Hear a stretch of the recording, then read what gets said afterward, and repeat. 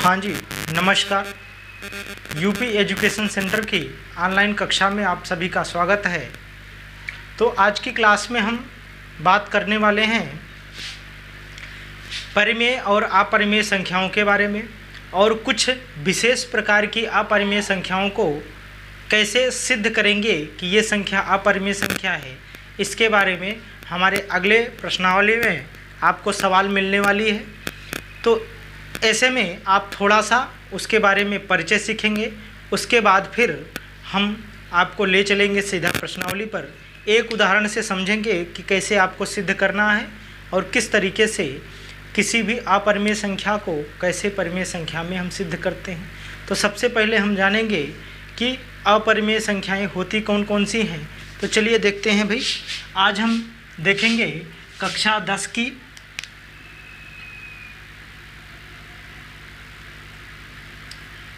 10 की वास्तविक संख्या में लेक्चर आज का लेक्चर जो है वो 7वां लेक्चर है भाई। इस 7वें लेक्चर में हम जानेंगे कि क्या होती हैं परिमेय संख्या, परिमेय, और क्या होती है अपरिमेय। बात को समझिएगा ज़रा। होता क्या है भाई परिमेय अपरिमेय। आपने ये तो जाना होगा कि परिमेय संख्या वो होती है जो P/Q के रूप में लिखी जा सके और Q does not equal to 0 हो और P और Q क्या हो भाई, पूर्णांक हो। अपरिमेय संख्या जो इस रूप में ना लिखी जा सके उसको अपरिमेय संख्या कहेंगे। लेकिन मेन मुद्दा ये आ जाता है कि एक्चुअल में हम अगर इस रूप में दे दें, किस रूप में भाई, अगर हम आपको इस रूप में दे दें कि 3.07080009 ये है, ये कैसी संख्या होगी। उसके बाद 0.0100100001 इस तरीके से ये कैसी संख्या होगी। और अगर हम दे दें 3.333 के ऊपर बार, ये कैसी संख्या होगी। तो इन सारी संख्याओं के बारे में आपको जानना है कि इसमें से कौन सी परिमेय है कौन सी अपरिमेय है।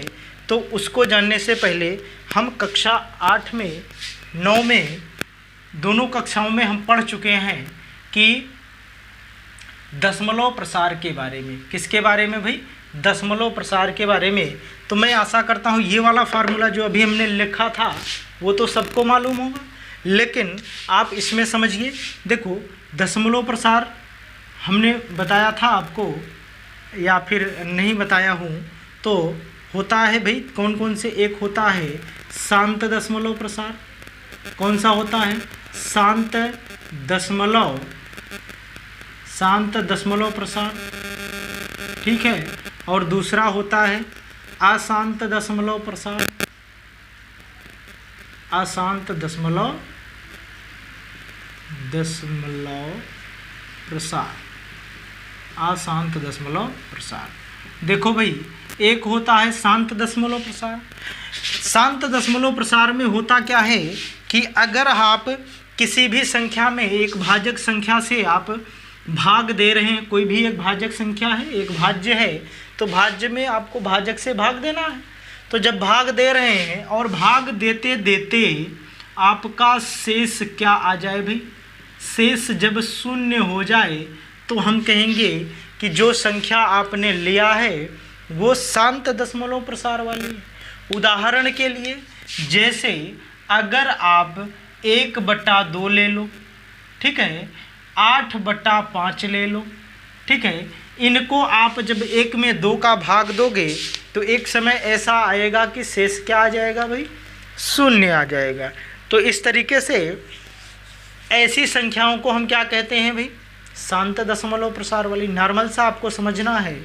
उसके बाद अशांत। अशांत का मतलब ये है कि जब आप हल करिए और हल करते वक्त अगर शेष क्या हो जाए भाई, शेष शून्य ना आए, शून्य ना आए, तो ऐसी संख्याओं को आप क्या कहोगे भाई, ऐसी संख्याओं को आप कहोगे अशांत दशमलव प्रसार वाली संख्या। ठीक है। अब इसमें दो चीजें निकल के आती हैं शेष। एक तो क्या होता है कि भाई आप हल करते रहो, एक होता है कि शेष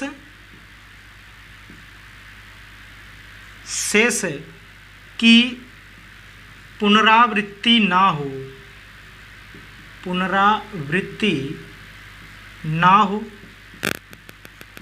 और दूसरा होता है कि शेष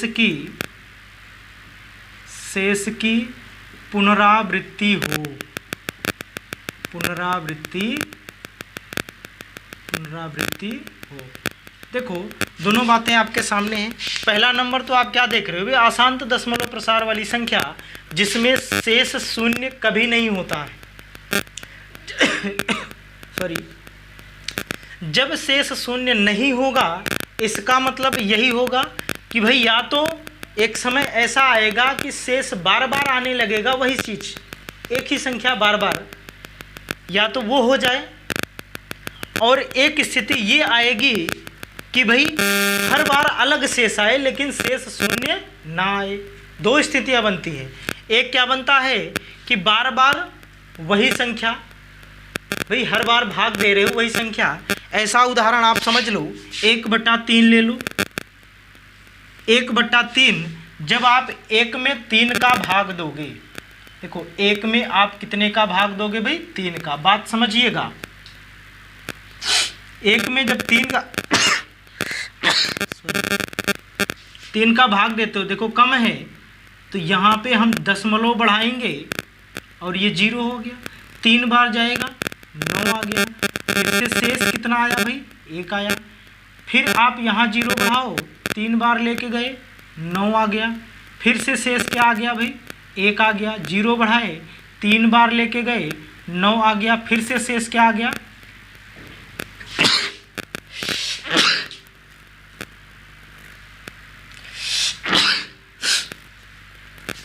तो यहाँ पे आप देख रहे हो कि बार बार क्या आ रहा है भाई, शेष 1 आ रहा है।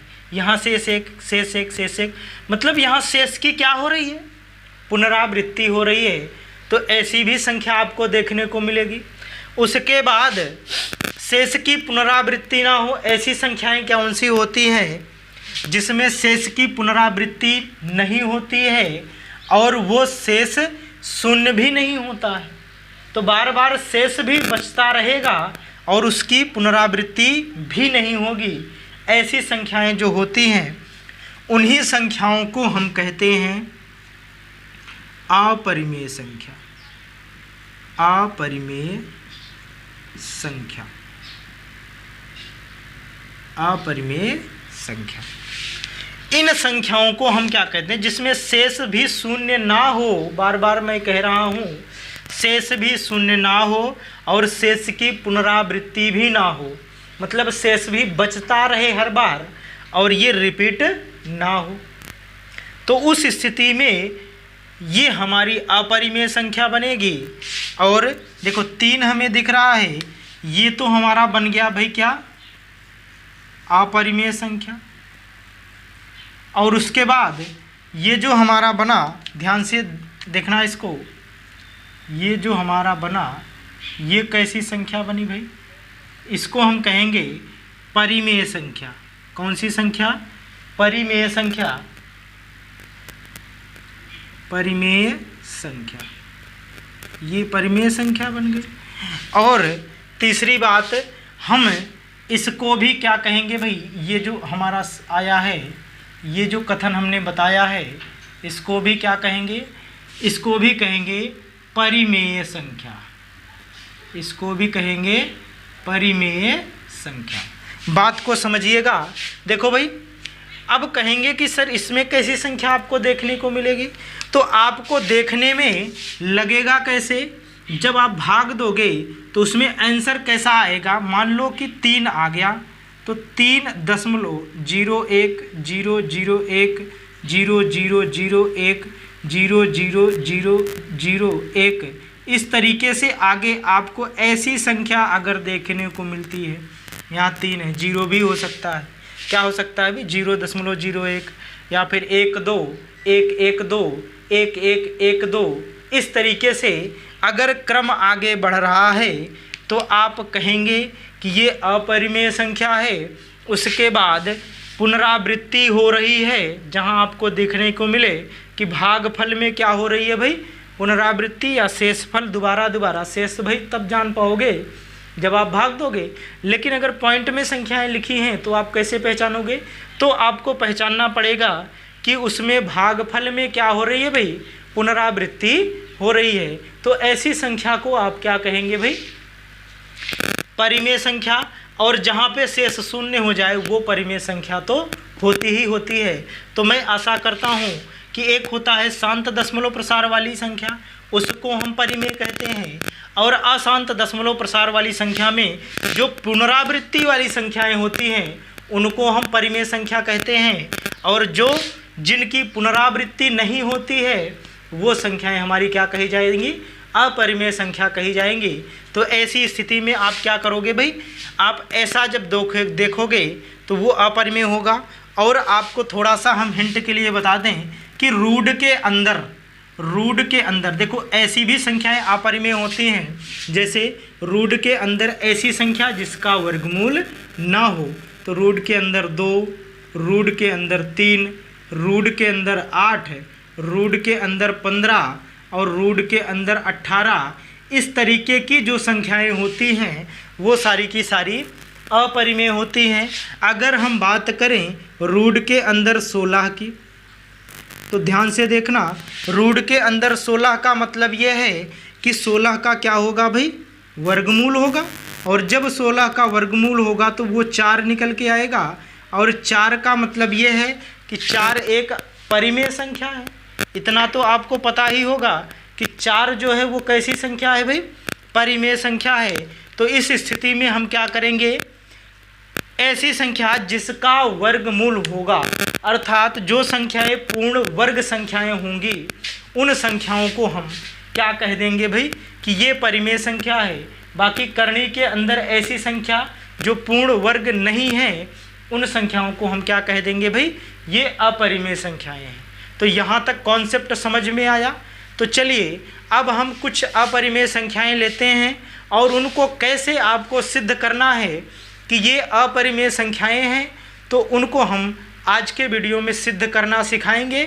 उसके बाद फिर सीधा प्रश्नावली पे चलेंगे, और आप अगर ध्यान से हमारे इस उदाहरण को समझ लोगे तो प्रश्नावली में आपको फिर से सवाल को लगाने की ही ज़रूरत नहीं पड़ेगी, लेकिन अभ्यास के लिए आप लगाओगे ज़रूर। तो चलिए अब हम लेके चलते हैं एक उदाहरण की ओर। कैसा उदाहरण, आपको सिद्ध करना है कि अपरिमेय संख्या एक दी रहेगी और उसको आप कैसे सिद्ध करोगे कि ये अपरिमेय है।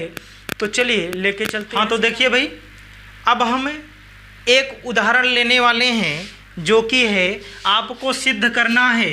एक मैं एग्जाम्पल ले रहा हूँ, इस एग्जाम्पल के सहारे आपको ये सिद्ध करना है कि क्या सिद्ध करना है भाई, कि आपको सिद्ध करना है √2 एक अपरिमेय संख्या है। कैसी भाई, अपरिमेय संख्या है। आपको ये सिद्ध करना है, प्रूव करिए कि ये जो है √2 एक अपरिमेय संख्या है। तो इसको सिद्ध करने के लिए हमें भाई देखो पहले से ही आपको जानकारी होनी चाहिए कि आप ऐसी जब भी सवाल आपको देखने को मिलेगी तो उसमें आपको विरोधाभास देखने को मिलेगा।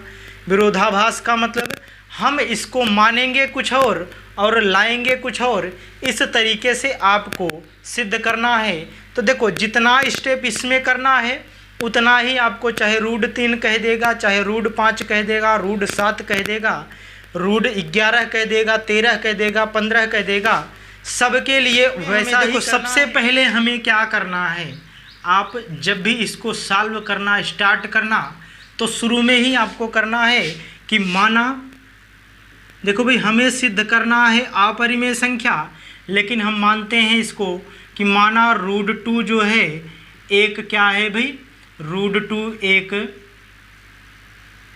एक परिमेय संख्या है। कैसी संख्या है, परिमेय संख्या है, परिमेय संख्या है। जब ऐसा हम मान लेंगे, इसका मतलब √2 को हम p/q के रूप में लिख सकते हैं। तो चलिए हम क्या करेंगे भाई, √2 इसका मतलब बराबर होगा p/q के। अब देखो भाई p/q का थोड़ा सा हम विशेषता लिख देते हैं कि जब बराबर होगा तो कोष्टक में इसकी विशेषता लिखो कि q does not equal to 0 तथा p तथा q, इतनी बातें आपको जरूर लिखनी है। p तथा q सह अभाज्य हैं, सह अभाज्य हैं, सह अभाज्य है। ठीक है, जब इतनी बातें आपने लिख दिया, उसके बाद आपको क्या करना है भी, अब उसके बाद आपको करना है कि भाई p और q आ जाए, किसी भी तरीके से p और q क्या हो जाए, आ जाए। तो p और q आएगा तो यहाँ पे देखेंगे कि p और q सह अभाज्य हैं कि नहीं है। सह अभाज्य का मतलब ये होता है कि p और q आपस में किसी भी संख्या से नहीं कटेंगी। सह अभाज्य का मतलब ये होता है भले ही q भाज्य संख्या हो, p अभाज्य संख्या हो, लेकिन आपस में सहअभाज्य है ना। सहअभाज्य का मतलब आपस में नहीं कटेंगी किसी भी संख्या से, तो वो सहअभाज्य कही जाती हैं। तो यही मेन पॉइंट है, इसी को हम लास्ट में चेक करने वाले हैं। अगर ऐसा नहीं होता है तो हम कहेंगे कि ये जो मैंने माना है ना परिमेय संख्या, वो हमारा बात गलत है। तो इसका मतलब गलत है तो फिर क्या हुआ भाई, हमने परिमेय माना था, ये बात गलत निकल गई, तो इसका मतलब ये अपरिमेय होगी। दो ही बातें हो सकती हैं, अपरिमेय, परिमेय। जो परिमेय माना तो हमारी बात गलत निकल गई, इसका मतलब अपरिमेय होगी। तो इस तरीके से हम सिद्ध करने वाले हैं। तो चलिए देखते हैं इसको क्या करेंगे भाई। इसका हम करते हैं वर्ग। तो यहाँ पे आपको लिखना है कि दोनों पक्षों का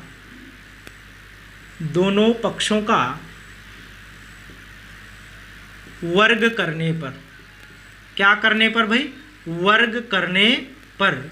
तो वर्ग कर दीजिए, तो इसका वर्ग करोगे तो ये √2 का वर्ग बराबर p/q का होल स्क्वायर। तो जब इसको हम करेंगे तो इधर हो जाएगा 2 और ये हो जाएगा p²/q², और इसको लिख सकते हो p² बराबर 2q²। अब यहाँ पे इसी को मान लेते हैं समीकरण नंबर 1। अब यहाँ पे कुछ बातें आपको लिखनी है, बात को समझिएगा कि भाई जब यहाँ पे आपको देखने को मिल रहा है कि एक संख्या है p², संख्या क्या है, p² है। इस p² के बराबर, इसके बराबर ही एक संख्या q² में 2 के गुणा करने से मिल रही है, उसी के बराबर ही। देखो बात को समझना, देखो जब एक संख्या p² है, उसी के बराबर एक दूसरी संख्या q² में गुणा करने से मिल रहा है। देखो जैसे एक संख्या q² का मतलब 6 का स्क्वायर, कुल मिला के 36। ध्यान से समझना, उदाहरण के तौर पे एक संख्या 6 का स्क्वायर है मतलब 36 है, इसी के बराबर एक संख्या 18 में 2 का गुणा करने से मिल रही है 36। ठीक है, इसी के बराबर देखो 18 एक दूसरी संख्या है, उसमें 2 का गुणा करने से 36 मिल रहा है, और 6 का स्क्वायर करने से 36 मिल रहा है।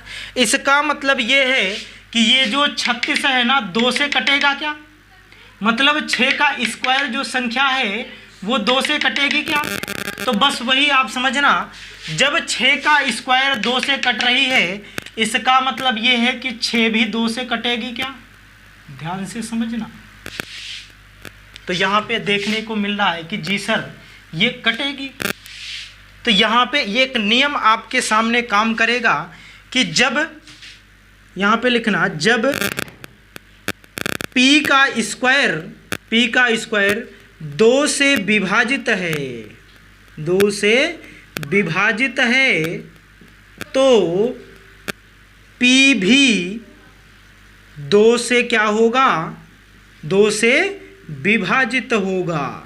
बात को समझना जरा भाई। जब P स्क्वायर, देखो 6 का स्क्वायर 36 है, जब 2 से विभाजित है तो 6 भी 2 से क्या होगा, विभाजित होगा। ये नियम है, हमेशा के लिए याद रखना। विभाजित होगा, क्या है भाई, विभाजित होगा। तो हम लिखेंगे भाई, जब P 2 से विभाजित होगा, इसका मतलब P में 2 से हम भाग देते हैं। जैसे 6 में जब 2 से भाग देंगे तो 3 आएगा, उसी प्रकार से P में जब 2 से भाग देंगे तो कोई ना कोई संख्या आएगी, तो उसको हम मान लेते हैं। चलो, जब P में हम 2 का भाग देते हैं तो कोई ना कोई संख्या एक के आती है। माना भाई, माना कि वो संख्या क्या है, ये है। तो इसका मतलब है हम ये लिख सकते हैं क्या, P बराबर 2K। P बराबर क्या, 2K। बात को समझना, यहाँ P का मान आ गया है, P का मान आ गया है। चलो अब Q का मान भी हम निकाल लेते हैं, इसको मिटा करके, और यही तरीका निकालेंगे Q का मान निकालने के लिए। भाई Q का मान निकालने के लिए भी इसी तरीकों को अपनाएंगे। तो चलो, जब P का मान 2K स्क्वायर आ गया तो हम क्या कहेंगे भाई, हम अब P के मान को कहाँ रखेंगे, P के मान को समीकरण 1 में रखेंगे। अब यहाँ पे लिखना, तब P का मान इक्वेशन फर्स्ट में रखने पर बात समझ रहे हैं। तो जब P का मान आप रखोगे तो ये हमारा है P स्क्वायर बराबर 2Q स्क्वायर। तो P के स्थान पे हम क्या रख देंगे भाई, देखो P का मान हमारा क्या आया है, 2K आया है, तो हम P के स्थान पे 2K रख देंगे। तो ये हो जाएगा 2K का स्क्वायर बराबर 2Q स्क्वायर। अब इसको अगर हम देखें तो ये हो जाएगा 4K स्क्वायर बराबर ये हो जाएगा 2Q स्क्वायर, और 2 से इसको हम काटेंगे तो ये हमारा बनेगा 2K स्क्वायर बराबर Q स्क्वायर। अब यहाँ भी बात आप ध्यान से देखना, वही सिस्टम बन रहा है जो इसके पहले बना था। देखो वही सिस्टम बन रहा है जो इसके पहले यहाँ पे बना था समीकरण 1 में, वही इसमें भी है। तो वही लिख देना कि देखो भाई Q स्क्वायर एक संख्या है, तो यहाँ लिखना Q स्क्वायर जब Q स्क्वायर, यहाँ देखो 2K स्क्वायर में 2 से गुणा करने से Q स्क्वायर मिल रहा है। इसका मतलब ये है कि जब Q स्क्वायर 2 से विभाजित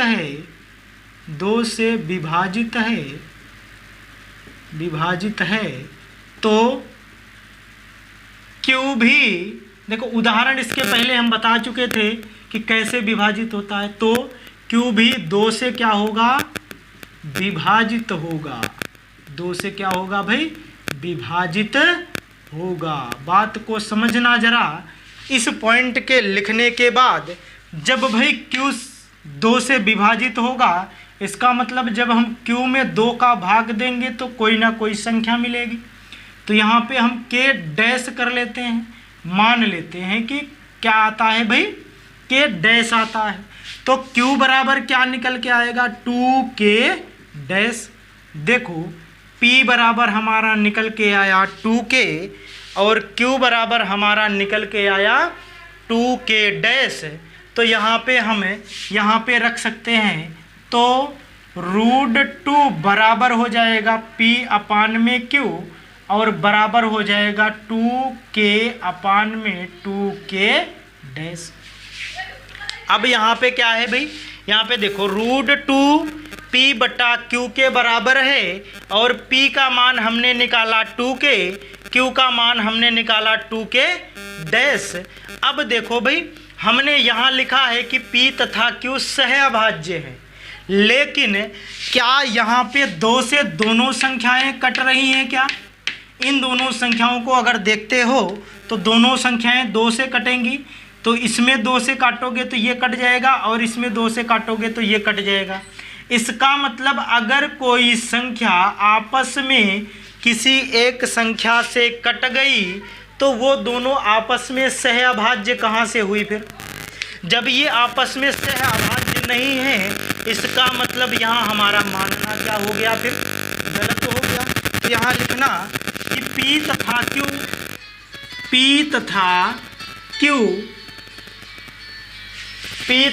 Q आपस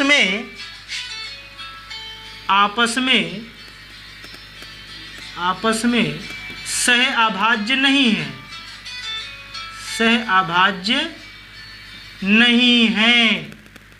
सहअभाज्य नहीं है। ठीक है, जब आपस में सहअभाज्य नहीं है तो यहाँ पे आप लिखोगे कि हमारा मानना गलत था, हमारा मानना गलत था। √2 एक अपरिमेय संख्या है,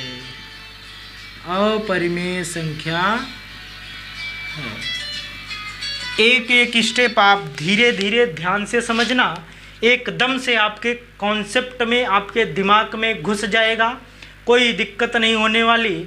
आराम से आप वीडियो को रिपीट करके भी देख सकते हो और इसको आराम से देखना एक एक स्टेप, और मैंने कारण सहित आपको समझा दिया है। तो आज के वीडियो में मैं इस प्रश्नावली के परिचय तक ही छोड़ता हूँ और अगले वीडियो में हम तुरंत लेकर आएंगे प्रश्नावली के सवाल। और मैं आपसे दावा करता हूँ कि अगर